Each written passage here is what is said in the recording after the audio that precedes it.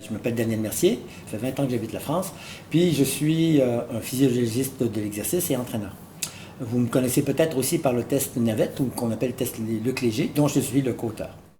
Pour le mesurer, il faut mesurer dans les faits la condition physique. Mais on a juste besoin d'un step et ça va prendre environ 5 minutes. Au repos, tous les êtres humains consomment la même chose, une fois le métabolisme de base. C'est ça un mètre. En marchant, on va être à peu près à 4 fois le métabolisme de base, donc à 4 mètres. Si on court, ça va coûter encore plus cher. Si vous montez une côte, ça va coûter encore plus cher. L'application, c'est deux choses. C'est de mesurer votre condition physique, de mesurer vos mètres.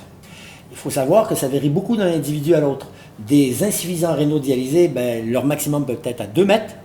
C'est pour ça que la vie est très difficile, parce que dès que tu marches, ils sont essoufflés, et ça peut aller jusqu'à... Il y a Martin Fourcade, qui est un grand champion de biathlon, il doit avoir à peu près 25 ou 26 mètres.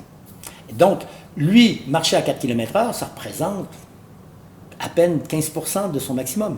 Pour certaines personnes, ça peut représenter 100%, donc ça devient difficile. Une fois qu'on a l'évaluation, qu'on a le diagnostic, ça nous permet de donner des séances d'entraînement qui sont adaptées à chacun et qui permettent une amélioration des mètres, donc du capital santé, donc une augmentation de l'immunité, une diminution du risque, et pour ceux que ça intéresse, à même augmenter la performance si vous voulez faire par exemple un marathon ou autre chose.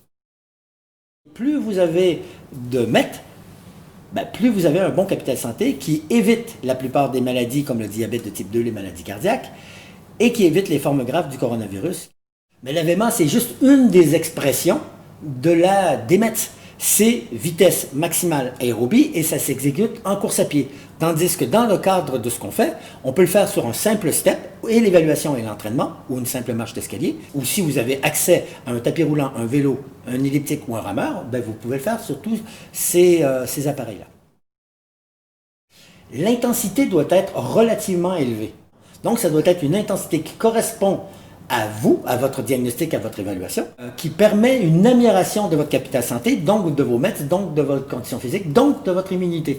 Mais comme c'est des efforts relativement courts, c'est plutôt ce qu'on appelle du fractionné. Vous allez faire des fractionnés de 10 secondes, 15 secondes, 20 secondes, 30 secondes, jusqu'à 1 minute, avec des temps de repos. 2 à 3 séances d'entraînement de 10 à 15 minutes sont suffisantes pour améliorer votre capital santé.